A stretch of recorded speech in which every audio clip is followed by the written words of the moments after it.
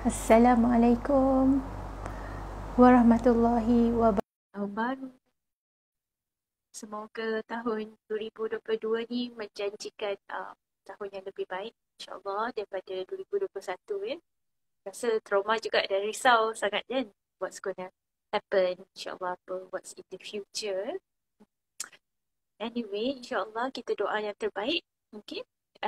Hari ini kita bertuah ya. Kita basically mempunyai tetamu istimewa ya.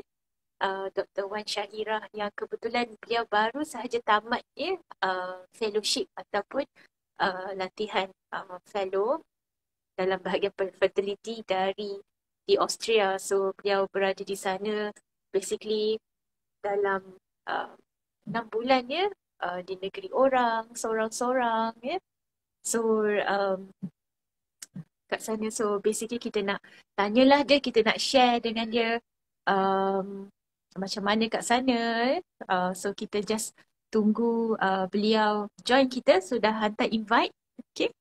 Dan kita basically see apa yang kita boleh pelajari daripada praktis rawatan fertility dan juga persepsi ya masyarakat di sana mengenai fertility. Okay. Sementara kita tunggu beliau join. Okay. Basically I hope that semuanya okay. Kita dah invite Dr. Wan Syahirah. Kita invite semula. Okay. So itu dia. Assalamualaikum. Hai. Hai. Terima kasihlah join. Mesti jet lag lagi. Kata jet lag teruk kali ni.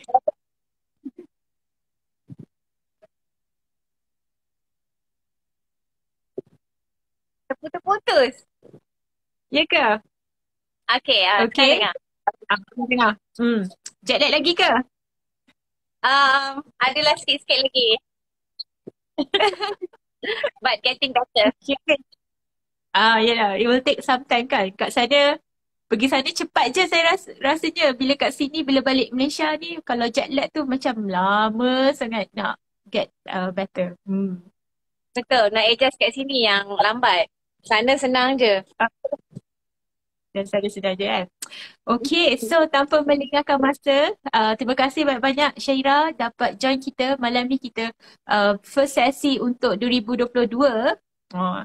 And then basically kita nak tanya-tanyalah dengan Syira apa yang kat sana macam mana praktis dia, ada tak perbezaan antara rawatan yang kita terima kat sini dengan kat sana, dengan macam mana tanggapan orang-orang Austria ataupun Europe lah kan mengenai rawatan fertility. Diorang ada tak pantang larang juga macam jangan makan yang sejuk, tak boleh makan timun ke apa ke kan. So ada tak macam tu juga ataupun diorang just cool je, relax saja. So itulah yang kita nak bincangkan. Okay. So mungkin Syira boleh share pengalaman Syira pergi sana bila and then berapa lama kat sana. Okay. Hari tu pergi Austria bulan 7. 30 hari bulan 6 lah, 30 hari bulan 6 fly pergi sana. So 1 hari bulan 7 lah formal start training dekat Austria kan. Innsbruck specifically. So otherwise training kat sana sebenarnya yang bagusnya dari segi diorang punya teknologi lah maybe ada lebih sikit bahagian imunologi. Imunologi ni bahagian immunity pertahanan tubuh untuk wanita yang mengandung lah. So yang itu yang saya rasa beza sikit lah as compared to masa dekat Malaysia. So I think dalam dekat Malaysia it's not that tak ada kesedaran dari segi imunologi ni, but maybe tak begitu ketara, I don't know. It's not really detail maybe in term of looking into immunology punya bahagian kesuburan kan. So itu yang saya nampak beza lah as compared to Austria. So apa yang diorang buat kalau bahagian immunity tu dari segi pemeriksaan, apa yang diorang find out Seramai yang orang tanya pasal apa killer cells kan. So apa isunya yang diorang check? So actually saya explain dulu lah apa itu imunologi, reproductive immunology. So reproductive immunology ni adalah masalah kesuburan yang berkait dengan sistem imun. Apa itu sistem imun? Sistem imun tu adalah pertahanan tubuh. So pertahanan tubuh kita ni penting untuk mempertahankan badan kita daripada jangkitan kuman, itu secara general principle lah. Tapi sebenarnya prinsip immunity ni bukan hanya untuk mencegah jangkitan kuman. Dia juga memainkan peranan yang penting untuk wanita yang mengandung sebenarnya. Sebab apa? Kalau dalam keadaan kita biasa waktu kita tidak mengandung, immunity tubuh kita tinggi. Okay? Tetapi bila kita mengandung, kenapa wanita mengandung senang dapat jangkitan kuman? Kan? Sebab bila kita mengandung, immunity tubuh seorang wanita yang mengandung tu dia menurun. Ya, jadi bila dia menurun, dia senang dapat jangkitan kuman. Kenapa kenapa immunity tu menurun waktu mengandung? Sebab dia adjust untuk menerima kandungan supaya dia tidak menolak kandungan. Supaya dia tidak reject kandungan. Dalam keadaan yang tertentu, kita dapati orang yang ada masalah kerap keguguran ataupun yang recurrent implantation failure yang mana susah nak melekat kandungan tu kan, ada berkait dengan sistem pertahanan tubuh punya isu. Faham tak? So bila ada ketidakseimbangan dari segi sistem pertahanan tubuh tu menyebabkan dia menolak kandungan tu. So itu yang dimaksudkan reproductive immunology. So apa yang kita buat yang saya belajar dekat Austria is that mereka akan test untuk patient yang kerap gugur ataupun patient yang mungkin dah kita transfer embryo, walaupun embryo tu embryo yang sihat, yang berkualiti, yang good quality, tapi masih tak melekat. Maksudnya dinding rahim semua okey, tak ada faktor-faktor lain lah. So mereka akan siasat dari segi immunity. Yang mana bukan saja blood test, ada senarai blood test yang diorang buat lah. Diorang buat sampel daripada dinding rahim.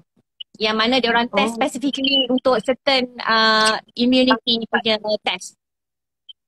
See, so but that is actually quite costly juga sebenarnya. And then bila diorang nampak ada ketidakseimbangan pada immunity level tu, diorang akan rawat dengan ubat. And lepas dirawat, ada patient yang mengandung sendiri, ada juga yang lepas tu buat IVF, kita transfer embryo, melekat dan mengandung. Alhamdulillah. So macam tu lah. Apa ubat yang diorang bagi selalunya? Diorang bagi steroid ke macam mana? Steroid diorang hanya bagi in selected cases. Sebab steroid ni memang is also one of the option untuk yang ada isu dengan immunity punya level, immune cell punya level. Tapi because steroid is not without risk kan, dia ada side effect dia kan if we were to give for a long period of time. So that's why they don't give steroid in all cases. They give intralipid infusion. Oh, I see. So, alright. Intralipid. But kita tak bagi intralipid infusion pada all cases because setiap orang punya problem berbeza. So that's the reason di sana diorang akan test specifically. Case yang tertentu saja diorang bagi intralipid infusion. And sometimes they give steroid tu kalau perlulah. So tu menarik tu, especially bagi mereka yang kita dah buat banyak kali embryo transfer and then kita tak tahu kenapa embryo tu tak melekat kan. So at least there are some macam perkara lain yang kita boleh bari ataupun kita boleh bantu couple-couple yang mengalami masalah recurrent implantation failure ataupun recurrent miscarriage. Okay. Alright. So dari segi masyarakat kat sana lah, apa bezanya kalau ada dengan mereka yang TTC dekat Malaysia ni?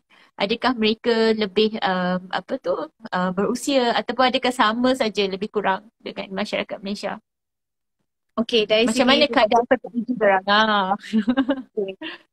So dari segi patient punya age group yang datang tu memang saya boleh katakan lebih kurang macam dekat Malaysia juga. Maksudnya yang paling muda yang saya jumpa pun dalam 24, 25 kan. Tapi itu yang paling muda, but paling jarang lah. But diorang kan kebanyakannya usually they stay as partner kan.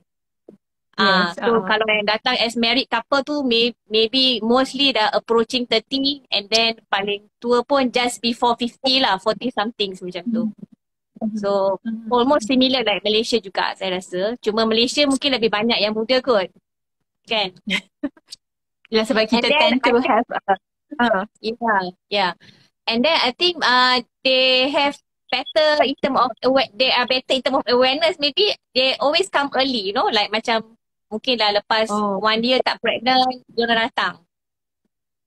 Diorang tak tunggu lama lah. Or like macam umur yang dah lanjut tu kan, diorang akan datang awal. Especially. Datang awal lagi. So diorang lebih jarang lah dengar yang datang yang susah nak mengandung sampai 10 tahun. Macam tak pernah dengar lah. Kebanyakannya macam setahun, 2 tahun dah datang awal lah check. Which is good. Apa tu, basically diorang lebih aware about fertility dan ada kena jumpa doktor kan. Macam maybe kalau kat kita sometimes diorang pergi alternatif dulu kan sebelum diorang datang jumpa doktor. Betul. Okay, so bagi penonton kalau nak tanya soalan boleh start key in soalan ni. InsyaAllah kita akan lontarkan kepada Dr. Wan Syahira. Dia fresh ni. Dia bertenaga ni. So kita boleh jawab soalan-soalan. So kalau ada apa-apa soalan boleh start type sini. So maybe the first half an hour kita akan borak sembang dulu dengan Syira. And then lepas tu kita akan go through soalan-soalan yang diberikan kan. Okay, basically apa sebab kebanyakan main cause of subfertility dekat sana? Adakah sama juga? Adakah disebabkan tube block ataupun sperma menyebabkan ketidaksuburan? Dekat sana saya rasa hampir sama juga macam Malaysia. Maksudnya mereka banyak juga kes endometriosis, kes yang bengkak rahim macam adenomyosis, masalah tube sama juga. Tapi banyak juga kes yang premature menopause tu, ya, ataupun yang reduced ovarian reserve, yang kilang telur dah merosot lebih awal daripada usia yang sepatutnya. So I think it's all over the world kot, same issue kan. So almost lebih kurang sama lah. Masalah kesuburan lelaki pun banyak juga. So almost similar like Malaysia lah. So Malaysia taklah jauh dan tak adalah lain daripada yang lain. So we are all the same on track. Yes. Okay. So kalau diorang dekat sana diorang terus jumpa Dr. ONG ke ataupun macam mana diorang punya akses kepada rawatan fertility? Diorang memang separate kan, obstetric dengan gynae. So macam tempat yang saya attach tu is gynecology, endocrinology. Meaning semua masalah gynae, tak kisahlah ada plan nak mengandung atau tidak, dia akan pergi ke situ. Masalah sakit puan, termasuklah kesuburan, semuanya ada satu klinik yang sama.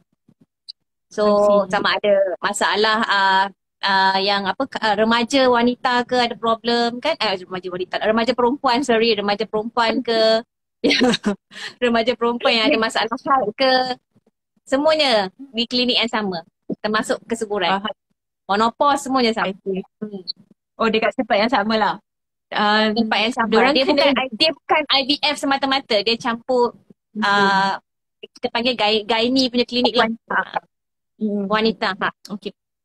Diorang ada tak macam bantuan, so bila nak kena buat rawatan IVF ni diorang kena bayar sendiri ke ataupun diorang ada kerajaan bantu atau macam mana diorang punya bantuan yang diberikan? Okay, sebab tempat yang saya training tu dia government hospital juga. So memang ada kerajaan bantu. Diorang ada bantuan dalam patient hanya bayar dalam 1,000 euro untuk each cycle. Tapi each cycle tu meaning daripada ubat yang stimulate untuk kasih telur besar and proceed sedut telur. But bila nak transfer embryo is considered different charges. Transfer embryo. Every time embryo transfer yang beku tu pun different charges. And then untuk bekukan embryo yang baki tu pun different charges. So in the end actually so memang definitely memang lebih mahal lah as compared to Malaysia punya government. Subsidi kita sebenarnya jauh lebih banyak banding dengan dekat luar negara lah. And then diorang tak ada insurance coverage for IVF, semua tak ada. Kebanyakannya memang guna duit simpanan sendirilah. So untuk So, orang diorang yang pun fulfill kriteria, yang kena fulfill kriteria boleh dapat benefit government ni lah. Kalau yang tak fulfill kriteria, contohnya age more than 40, lepas tu adalah kriteria-kriteria lain. Contohnya macam diorang mesti married couple. If they remain as partner, diorang tak boleh buat IVF. Itu satu juga. So married couple and then age factor, bla bla bla, banyak lagi faktor lain. So kalau diorang fulfill kriteria, diorang boleh dapat benefit. Kalau tidak, diorang kena bayar full payment. berapa anggaran kalau kos yang macam full payment untuk IVF dekat sana? Kalau dalam ringgit Malaysia tu agaknya berapa? Okay, kalau ringgit Malaysia, kejap nak kena kira sekejap. Kalau euro dalam 6 to 7,000 euro.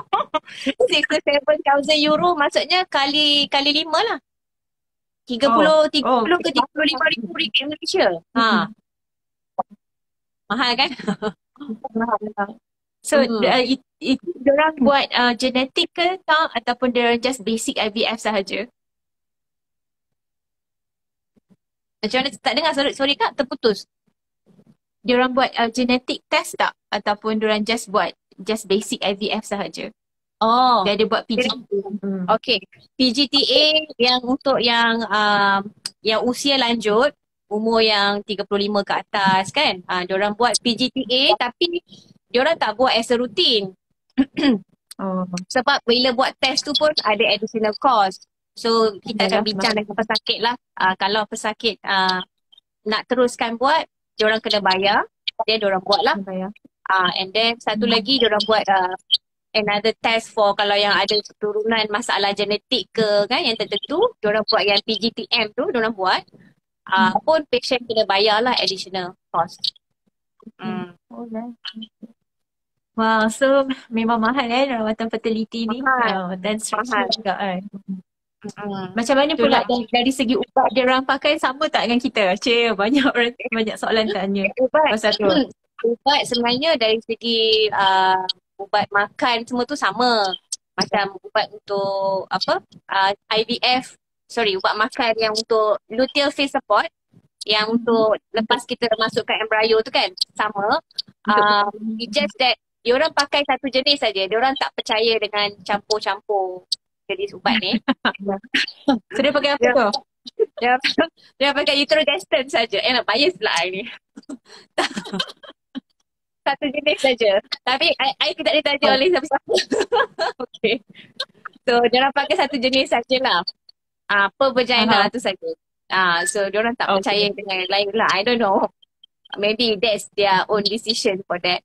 And in terms of ubat IVF tu is about the same. Ubat IVF tu cuma of course option tu based on dia tengok pada cost juga, dia tengok pada faktor kesuburan juga. Sebab yelah kalau macam patient yang memang ada masalah dari segi jumlah telur dah rendah, maksudnya reduce ovarian reserve, diorang tak adalah nak bagi ubat yang mahal-mahal sebab kita pun dah tahu dari segi outcome tu is not going to make any more difference kan. So diorang akan bagi ubat yang standard lah. So diorang akan ambil kira dari segi tu. Sebab dari segi efficacy pun by right no different pun.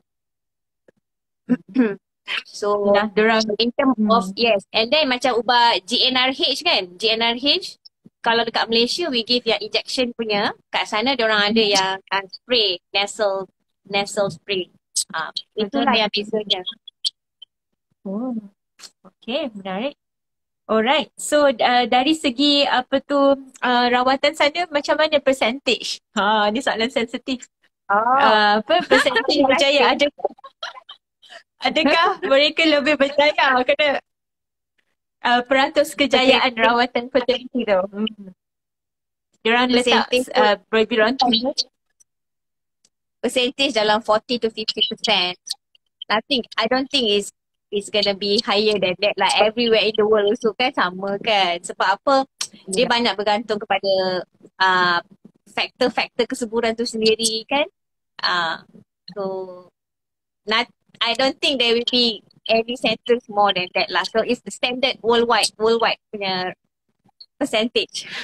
Percentage. Sebab ada certain center yang claim 90% ya, 98% success rate. Okay, so so kalau kita Google tu tengok success rate tu memang around 40 to 50% yang untuk wanita yang less than 35 kan. And then the percentage will drop umur wanita 40 tahun ke atas. So just want to make sure that we are on the right track supaya kita berikan yang terbaik untuk couple. Okay.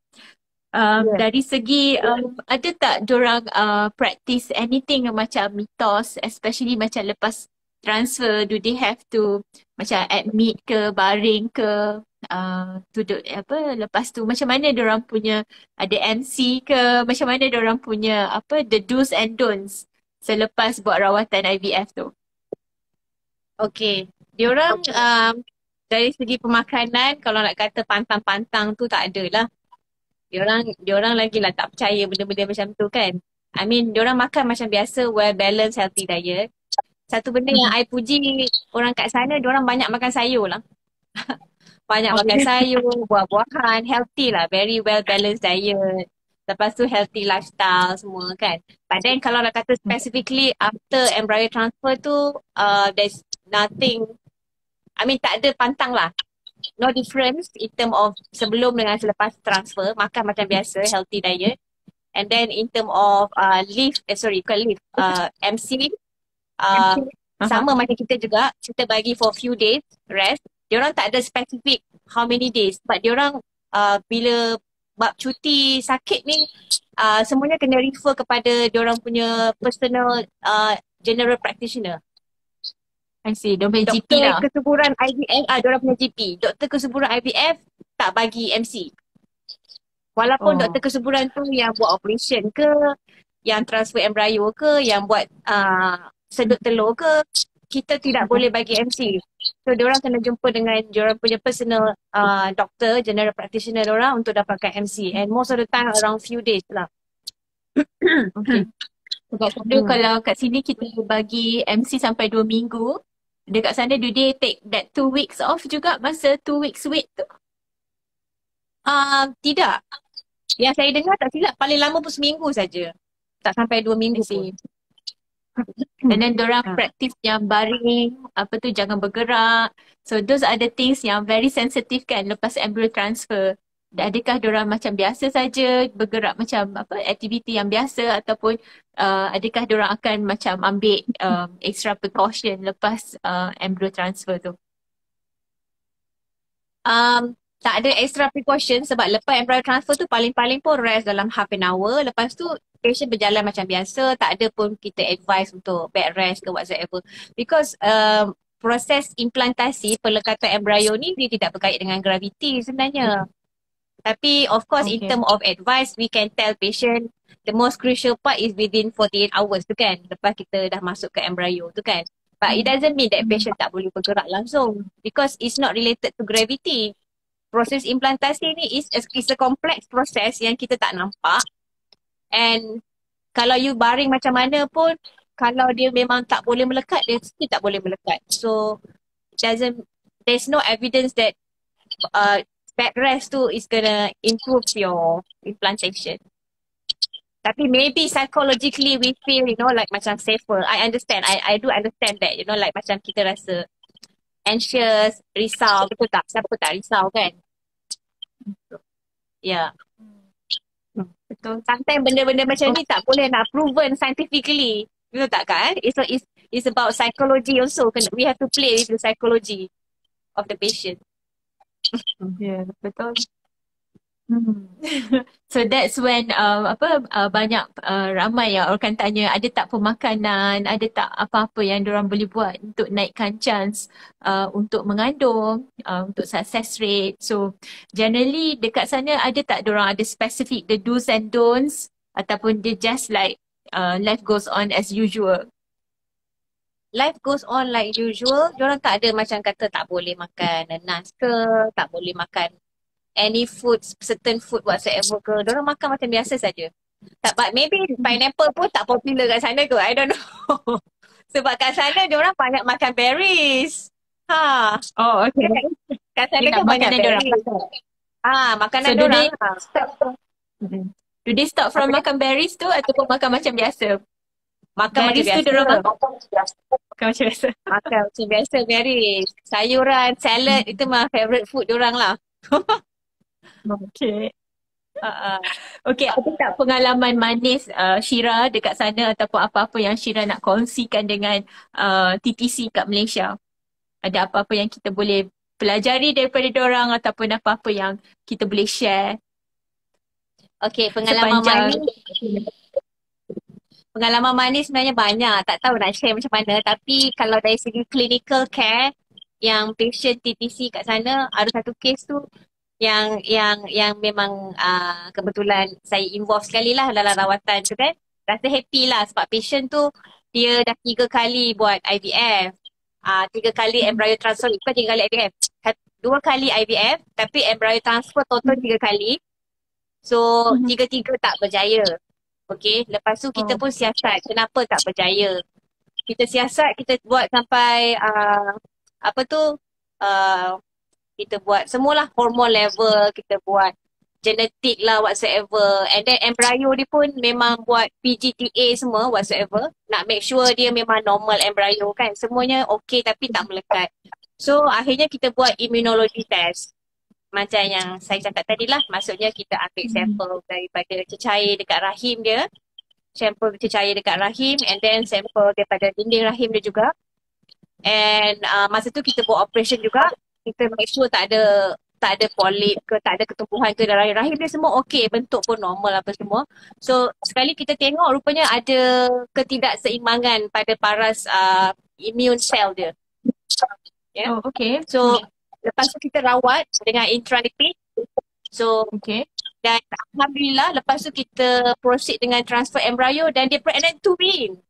Oh, seronok betul. So tengok saya follow up dia sampai dia 12 week. Kan? Wow. Ya Allah.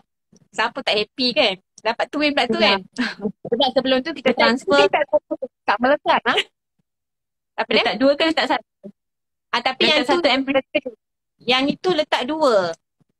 Letak Ya. 2 tapi sebelum-sebelum tu memang letak 1 saja tapi yang last tu ada sekali tu letak 2. Tapi tak melekat juga.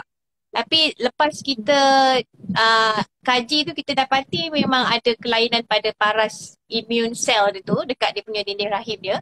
So kita rawat dengan intralipid. Alhamdulillah dia pregnant. Tapi itulah sebab rawatan intralipid ni kita tak boleh bagi by right. Kalau kita bagi blindly without knowing what's the underlying problem, mungkin tak berkesan. So yang tu yang bagusnya bila kita buat test macam ni, kita tahu apa problem. Because immune dalam badan wanita ni dia ada certain thing yang kena tinggi, certain thing kena suppress, kena rendah. It's quite complex to explain through Instagram. So because it's quite scientific tau. So it's not easy to explain in detail, tapi prinsipnya adalah paras immune, paras pertahanan tubuh wanita tu mesti dah pada kadar yang optimum untuk membolehkan implantasi tu berlaku. So ni adalah something yang extra yang kita belajar bila kita buat fellow, kita pergi attach tempat lain. Syira bawa balik tak protokol tu yang immune tu, intralipid tu? Kena. Of course, cik. Okay, bawa balik, of course. Kita boleh manfaatkan untuk mereka yang ada isu yang tak embryo dia tak lekat banyak kali, sebab sometimes kita pun macam dah tak tahu apa lagi nak buat kan, semua dah buat tapi Yes. tak kata.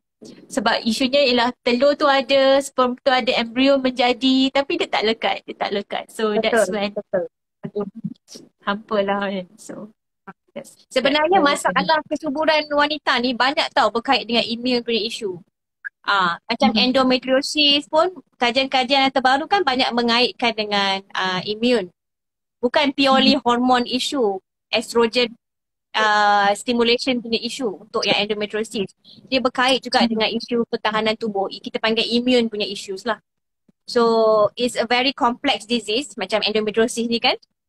So it's not purely hormone punya treatment. In future we never know, kita akan ada more option of treatment like macam immunomodulators. So as for now, memang dekat tempat yang saya training ni, diorang banyak buat kajian lah pasal immune ni. Saya pun terlibat dengan kajian tu. So kajian tu masih in progress. Kita buat kajian untuk endometriosis, adenomyosis juga yang bengkak rahim semua tu. So kita buat kajian juga dari segi immune cell. Dan insyaAllah in future kita nak tengok dari segi potensi treatment untuk kes yang macam ni. So ongoing project lah. Tengah InsyaAllah. kumpulkan, tengah Yes, analyse yes. nanti. Analyze So nanti boleh, apa dia? nanti boleh gunakan buat manfaatkan findings ni, InsyaAllah. InsyaAllah. Tapi yang intralipid punya rawatan tu based on data yang untuk immune tu memang dah ada dah. Memang dah publish. So, yes. Cuma dari segi test tu lah, maybe it's quite costly. So that's the reason we don't do that test as a routine. Kita buat in selected cases. Kan? Contohnya case yang bukan sahaja yang gagal untuk implant. Kalau yang kerap gugur pun kita buat juga. Sebab saya ada patient juga yang kerap gugur sampai 5-6 kali gugur. Sekali bila kita siasat, semuanya normal tau. Genetic test semua normal. Lepas tu kat sana kita ada buat macam 3D ultrasound juga. Kita nak tengok rahim punya bentuk. Ada kelainan tak pada bentuk rahim tu kan, yang menyebabkan mungkin kita kena rawat dahulu ke, kena operate dulu ke kan, untuk betulkan ruang dalam rahim ke kan. So ada yang kita dah buat semua tu normal. Lepas tu kita buat yang immune test ni lah, yang macam yang saya cakap tadi tu, kita dapati memang ada ketidakseimbangan. So lepas tu kita rawat. Ada yang kita perlu bagi antibiotik juga. Tengok kepada masalah yang kita dapati lah. Contohnya macam mungkin ada sakitan kuman, kita panggil chronic endometritis. So kita bagi antibiotik. Ada yang lepas tu mengandung secara sendiri dan alhamdulillah bertahan, bersalin sampai cukup bulan. Okay, alright. So basically dengan semangat baru ni Syira, dah recharge lah, dah reboot dah ni, bertenaga, full battery. So bila Syira bertugas, apa dia? Semula, bila Syira akan bertugas semula? Oh, saya balik bertugas 10 Januari insyaAllah. Dekat mana tu? Tengah dia gini. Hospital Tunku Azizah. HKL lah kan? Yes, HKL. InsyaAllah. So siapa-siapa Dr. Wan Syahira boleh jumpa, dapatkan referral ke HKL. Jangan So untuk dapatkan dia, ataupun boleh je contact Wan Syahira dekat address Insta ni kan, you aktif kan Insta. So kalau ada apa-apa nak tanya seorang-seorang jadi single, boleh lah aktif sikit Instagram. Dah balik sini banyak tanggungjawab. Tak apa, boleh tu, boleh. Boleh, insyaAllah. Okay Syira, kita ada beberapa soalan daripada TTC. Okay, so saya bacakan lah alright. So daripada Puan Nur Rehan, salam doktor, bila doktor cakap masalah dari segi immunity, adakah boleh dikaitkan dengan rheumatoid arthritis? So mungkin Puan Nur Rehan dia ada rheumatoid arthritis. So adakah ini antara indikasi untuk check level immunity untuk wanita yang cuba mengandung bila dia pun ada rheumatoid arthritis? So rheumatoid arthritis ni memang penyakit autoimmune. Autoimmune maksudnya dia serang badan dia sendiri kan. So dalam kes Puan, maaf tadi nama siapa? Puan Norehan. Dalam kes Puan Norehan ni, memang Puan Norehan ni ada risiko untuk ada masalah. Kalau mengandung tu macam ada masalah implantasi, tapi tidak semestinya semuanya ada masalah. Mungkin tak ada masalah pun. Tapi kalau let's say Puan Norehan cuba mengandung, mungkin kerap gugur, na'udzubillah, hopefully tidak lah ataupun mungkin kalau buat IVF susah berlaku implantasi, maksudnya susah berlaku pelekatan, kerap berlaku gagal pelekatan. So memang ada indikasi lah untuk kita check. Tetapi sebelum kita buat check test yang immune, yang canggih-canggih punya test immune ni, kita kena make sure test yang basic tu kita buat dulu. Make sure semuanya okay dahulu. Sebab it's not a standard procedure that semuanya straight buat immune punya test. Yeah.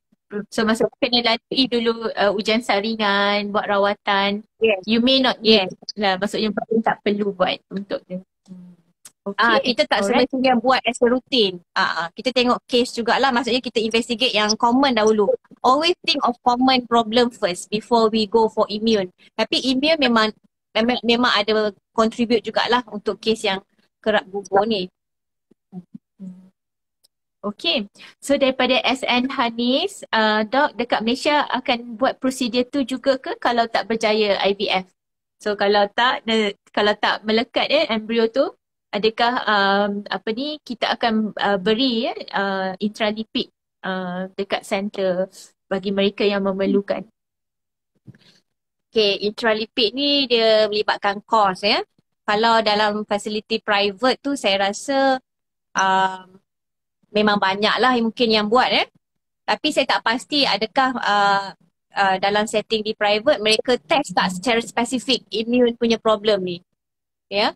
Sebab saya pun pekerja government. Untuk di government so far memang intralipid tu belum buat lagi. Tetapi insyaAllah lah lepas saya dah balik ni saya nak cuba usulkan lah kepada jabatan, kepada bos saya. At least kita cuba untuk menambah baik rawatan yang telah sedia ada. Tapi of course benda-benda macam ni it's gonna take time because it melibatkan kos tambahan kepada kerajaan, betul tak? Ya? Kita boleh plan untuk charge patient tapi still tengok kepada kemampuan patient juga. Kan? Doktor tak boleh order saja tapi lepas tu patient rasa terbeban pula kan? So kita tengok kepada kos punya isu, tengok kepada service yang kita boleh provide lah dekat tempat kita. But hopefully we can upgrade our patient care from time to time lah, insyaAllah. Tapi untuk private setting, I think banyak yang buat, betul tak Kak Salihah? Betul-betul. So memang kat private memang boleh diorang dah start lah buat intralipid tu ya. Cuma tapi diorang test dulu tak? Ada yang buat test, contohnya sebab test tu problemnya akan cost banyak sebab dia nak test natural killer cell, diorang nak test banyak lagi antibody. Yang test tu darah sahaja boleh cost sampai beberapa ribu. And then kalau nak test yang ambil sampel daripada dinding rahim, yang buat ERA semua tu pun 5,000 juga. So that's why sometimes bila tengok cost tu terlalu mahal, ada yang juga untuk ambil intralipid. So so dia ada pilihan. Okay, faham. Kita orang tak ada buat ERA dekat Innsbruck, tak ada buat ERA. Dia tak ada buat. Just ambil dia buat sampel yang immune cells tu lah. Check immune cells and then kalau ada problem baru rawat lah. Diorang tak bagi as a routine also. Maksudnya kalau check semua normal immune cell, they don't give intralipid. They don't even treat with antibiotics kalau tak ada infections pada dinding rahim semua lah. Tapi adakah diorang check genetik dulu? Yang mana satu dulu? Diorang akan check genetik embrio dulu ke? Ataupun diorang buat serentak? Genetik dan check immune semua sekaligus? Diorang selalu buat serentak saya tengok. Yelah. Diorang buat serentak sekali. Sebab dekat sini kalau kita nak kena buat genetik, cost dah mahal. So check genetik tu dah double the cost of IVF selalunya dalam 30k. Lepas tu nak buat lagi yang immune tu, so that will add on another like 5-10k. So banyak cost yang dilibatkan kat situ. So sometimes kena pilih. Betul. Antara dua yang mana yang ada yang just go ahead buat bagi je intralipid dan ambil je steroid because the cost of investigation tu terlalu mahal. So just macam ada antara perkara yang kita kena bincangkan lah dengan setiap couple. I think maybe sebab macam dekat facility government kan, genetic test tu tak ada additional cost, faham tak? It's covered by government. So maybe sebab tu kot. But in private setting it's different. Memang setiap additional cost tu consider additional, setiap additional investigation tu is considered more cost to the patient. Betul, betul. Yeah, that's right. Okay. So seterusnya ialah Puan Adi Shinbei. Ada tak perbezaan penjagaan after successful FET di Malaysia dan di sana? Ada tak perbezaan dari segi penjagaan frozen embryo transfer kat Malaysia dengan kat sana? Do you think dekat Malaysia ni kita lebih teramat berhati-hati daripada orang kat sana? Diorang macam liberal, relax je, cool, chill. Saya rasa hampir sama, tak ada beza. But because in term of government setting lah, sebab saya kerja government kan, I can say that it's about the same in term of patient care, in term of follow up kan, lepas kita transfer and advice yang kita bagi pada patient, apa yang patient perlu buat, sama sini dengan sana. But specifically berapa hari MC tu saya tak berapa sure, sebab itulah yang bagi MC tu diorang punya personal GP. But from the discussion with the clinician kat sana, diorang kata usually around 1 week only, paling lama pun. Okay, alright. So daripada Puan Norehan sekali lagi, salam doktor, bila doktor mention about immunity, adakah boleh dikaitkan dengan rheumatoid arthritis? So dia tanya, dia berusia 34 tahun, mempunyai anak 7 tahun. Saya juga rheumatoid arthritis since 2011. Adakah RA menyebabkan dia tak boleh nak hamil? So dia nak trying, Puan Norehan trying untuk second child, apa dia ada nak cuba anak nombor 2 lah. Do you think sebab RA, rheumatoid arthritis ni menyebabkan kesukaran dia untuk hamil? Maksudnya Puan Norehan ada masalah secondary subfertility lah ni ya. Maksudnya sebelum ni pernah ada anak, sekarang tak ada masalah lah. Jadi nasihat saya apa-apa pun kena buat test yang basic dahulu. Maksudnya pergi check dengan doktor. Mana yang boleh dirawat tu mungkin perlu dirawat dulu, yang common dahulu lah. Lepas tu kalau dah cuba cara yang standard masih tak berjaya, then boleh consider lah test yang additional macam immune ke whatsoever. But depends, you kena faham juga you buat rawatan tu di mana.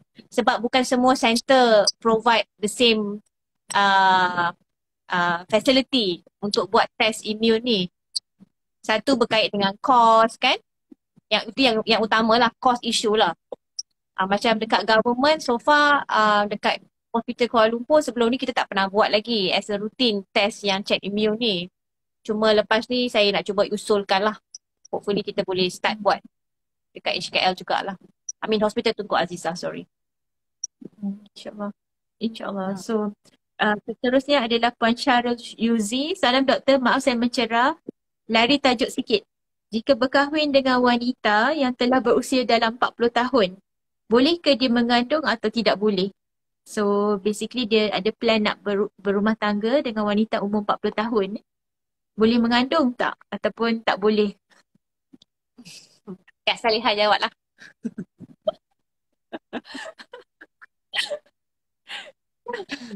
Kalau dekat Austria, okay saya jawab Austria punya lah Umur 44, 45 pun ada yang datang. Tapi of course dari segi kesuburan tu memang bila wanita dah umur 35 ke atas semuanya mula berkurang kesuburan.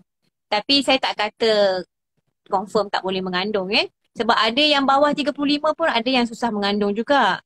Sekarang ni masalah kesuburan ni dah makin kerap berlaku juga pada yang usia muda. Betul tak Kak Saleha Ada yang 42, ada yang 42, 43 lebih subur pula yang senang mengandung. Betul tak? Kan? So benda macam ni bergantung kepada masalah yang seorang wanita tu ada. Dan of course yang utamanya berkait dengan faktor umur lah, contribute kualiti kesuburan tu kan. Tapi kalau nak kata, nak jawab soalan yang bertanya tadi, siapa lelaki Syarul Yuzi, tak sure lelaki ke perempuan? Jawab soalan Syahrul, I think lelaki ni. Maksudnya bakal suami lah. Pada saya, soalan ni agak sensitif ni. Saya pun takut nak jawab sebenarnya. Tapi itulah, kesuburan ni memang banyak berkait dengan umur. Tetapi it's not purely masalah wanita. Sometimes kita tak tahu masalah suami pun mungkin boleh contribute jauh juga. Betul tak Kak Sally Betul. Tapi mungkin nasihat saya kalau dah jodoh kahwin, cepatlah kahwin, jangan tunggu lagi. Terus kahwin. Cepat-cepat dan cepat-cepat rawatan kesuburan lah kan. Kalau ada masalah cepat-cepat, jangan tangguh je lah. Betul. ataupun nak check dulu sebelum kahwin, tapi adakah itu yang menyebabkan memberikan kita keputusan nak kahwin ke tak kan? So it's not something easy nak decide kan, Betul. dan kita tetap nanti kita cuba. Betul. Okay. Benda ni berkait dengan rezeki. Setiap orang berbeza kan rezekinya. Okay. So Puan SN Hanis, keadaan patient yang macam mana perlu buat genetic test? So apa yang indikasi dia? Kalau dekat sana apa yang diorang buat genetic test? Bila diorang buat genetic test? Okay, kalau yang kerap gugur tu 3 kali gugur, diorang akan buat genetic test. Ataupun yang implantation failure lah, maksudnya yang gagal melekat tu, diorang akan buat genetic test. Untuk kedua-dua suami dan isteri, dia akan ambil darah, dia akan test lah genetik. Yang common punya genetic problems lah. Kalau faktor usia diorang buat tak genetik? Kalau macam umur 35 ke atas ataupun 40 ke atas, diorang check tak genetik? Tak semestinya. Diorang tak buat blood test genetik untuk yang based on age factor sahaja. Kalau yang biopsi tu pun sebab patient kena bayar kan, is considered additional cost. Diorang akan discuss pada patient lah kalau patient nak buat. Tetapi kita lebih kerap untuk emphasize untuk buat kalau dia ada previous implantation failure or maybe recurrent miscarriage. Faham tak? So otherwise kita tak adalah really emphasize once they are more than 35, we don't really encourage them to do as a routine lah, because doing the biopsy pun dia ada dia punya benefit, dia ada dia punya disadvantage juga, betul tak Kak Sally So we don't do as a routine. Okay. So dari soalan lain daripada Puan Ika Cute 8310, doktor perlu buat operation remove endometrial polyp dulu ke sebelum buat IVF? Jika tak buat operation, success rate IVF menurun ke tak? So basically Puan Ika dia ada polyp dekat dalam rahim dia. Okay. So dia tanya perlu ke dia buang polyp tu? Kalau tak buang, risikonya menurunkan kadar peratus kejayaan IVF. Dia kalau ada polyp, the best is memang dibuang lah sebelum embryo transfer, sebab dia mungkin boleh mempengaruhi perlekatan embryo tu. So tak semestinya mesti buang sebelum IVF. Maksudnya IVF what I mean is mungkin boleh collect telur dahulu. Kita akan tengok pada umur pesakit juga. Sometimes queue list operation tu terlalu panjang kan. So mungkin kita buat IVF dahulu, kita bekukan embryo. Lepas tu baru remove polyp. Most important sebelum transfer embryo lah. Selalu kita praktis macam tu. Kak Sally macam mana?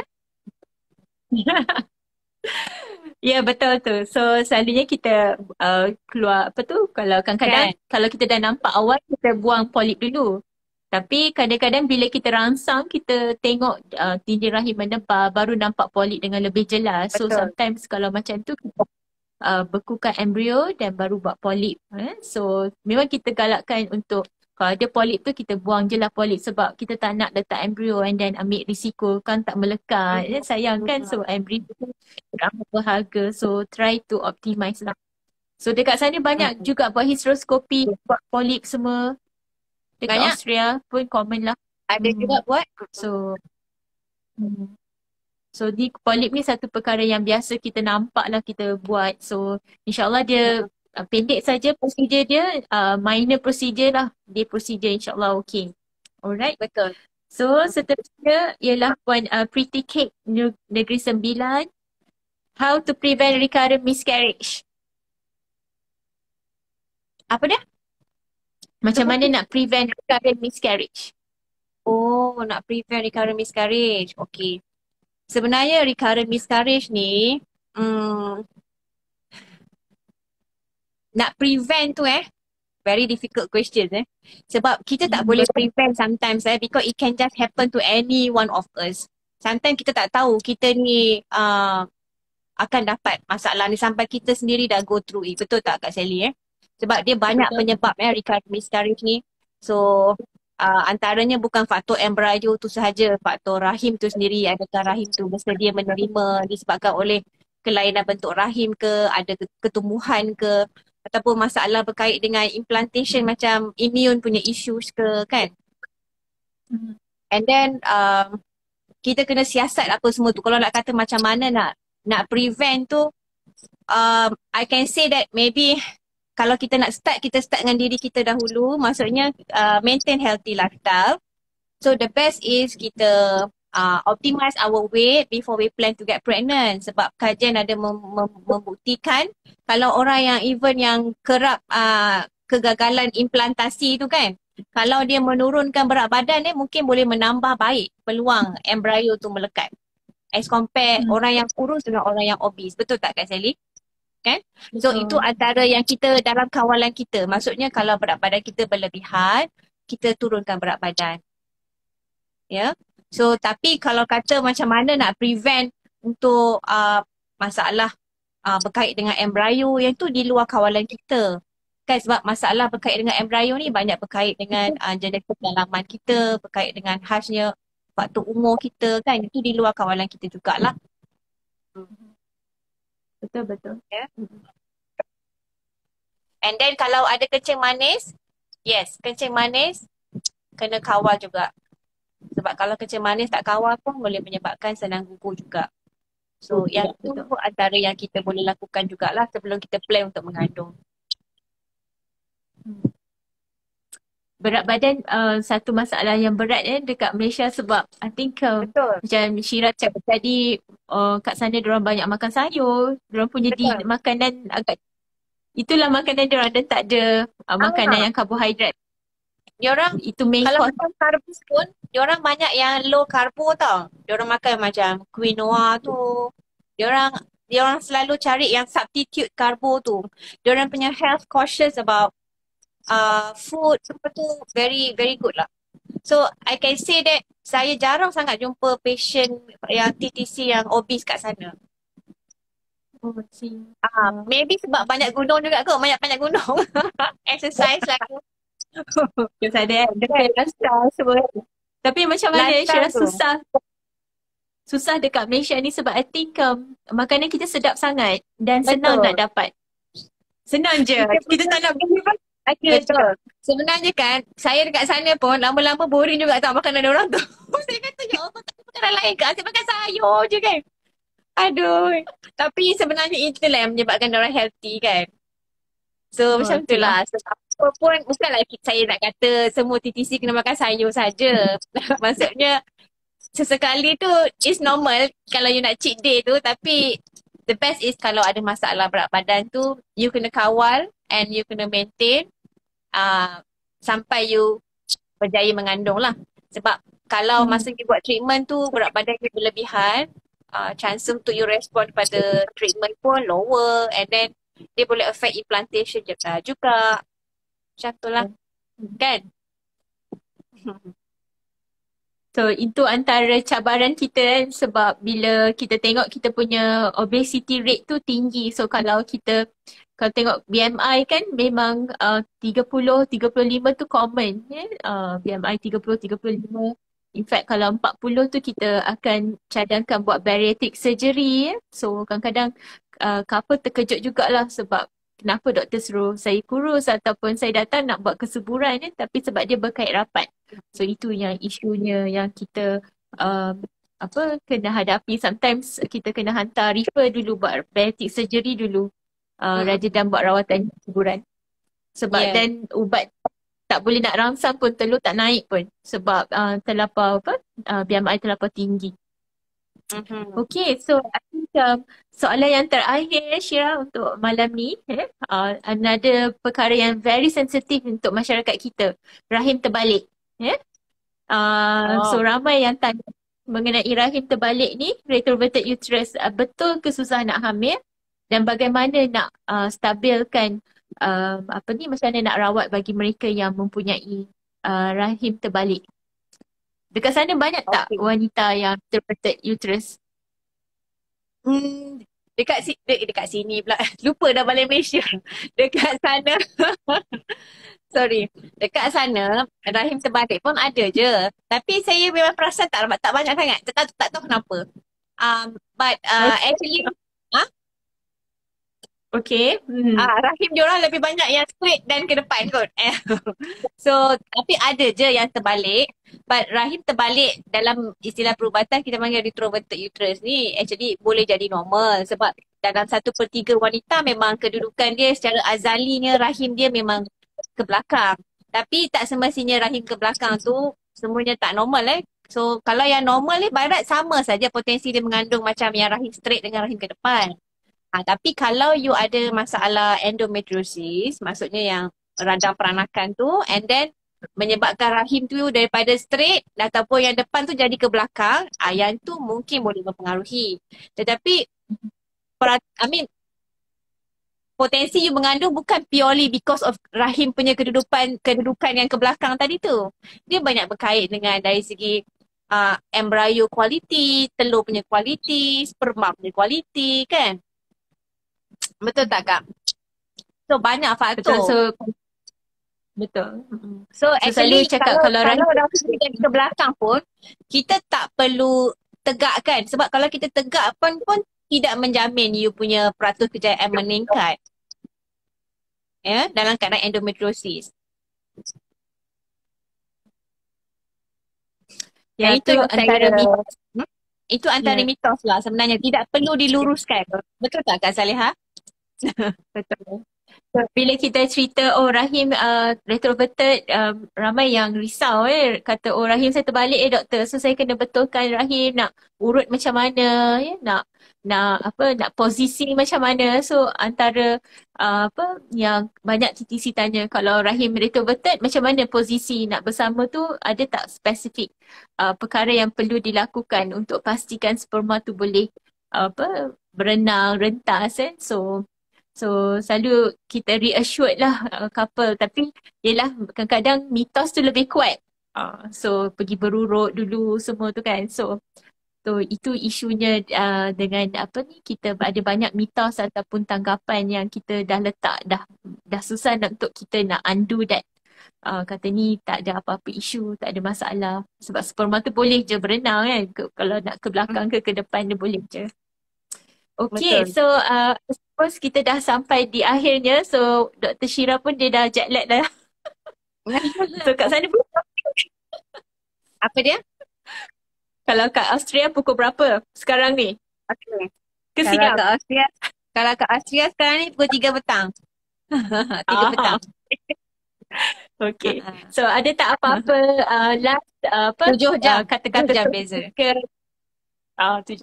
ada kata-kata semangat ke Shira nak bagi tahu pada TTC untuk kita, sebelum kita akhir sesi kita malam ini? Kata-kata semangat untuk sempena tahun baru ni kan. So kena suami isteri kena bersama lah, kena saling support each other. I think itu yang paling utama lah.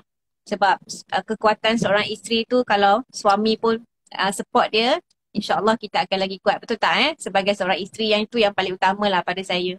So apa-apa pun kita kena think positive and just try our best. Maksudnya kita berusaha and then kita berdoa dan kita bertawakal lah. Sebab apa pun benda macam ni kuasa Allah kan. Betul tak So kadang-kadang kita dah cuba buat yang terbaik tapi dia yang maha mengetahui apa yang terbaik untuk kita.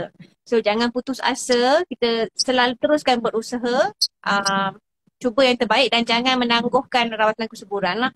Khasnya kalau usia sudah lanjut kan, kita segerakan rawatan lah. Okay. Alright. Terima kasih banyak-banyak Shira spend masa yang teramat precious ni kan. Walaupun tengah kuarantin, tak boleh pergi mana. Itu lah pasal. Bersama Kuarantin paling lama ni kat saya ni. Satu tahun kuarantin. So insyaAllah Shira akan lebih bersemangat 10 hari bulan nanti start kerja dekat HKL ataupun so kalau ada sesiapa nak hubungi Dr. Wan Syahira boleh aja hubungi beliau DM kat Insta and then akan berjumpa dekat hospital. So insyaAllah kita akan jumpa dari masa ke semasa, kita akan buat Insta live macam ni dan insyaAllah kita teruskanlah kita punya usaha.